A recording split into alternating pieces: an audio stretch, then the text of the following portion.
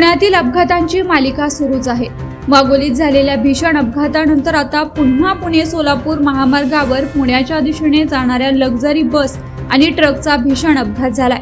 या अपघातात एका व्यक्तीचा जागीच मृत्यू झाला असून 15 ते 20 जण जखमी झालेत। हा अपघात आज 25 डिसेंबरला पहाटे 4 वाजण्याच्या सुमारास दौंड तालुक्यातील खडकी जवळील विसावा हॉटेल जवळ झाला। पुण्याच्या दिशेने जाणाऱ्या लक्झरी बसने ट्रकला पाठीमागून धडक दिल्याने हा अपघात झालाय। या अपघातात जखमी झालेल्या प्रवाशांना भिगवण येथील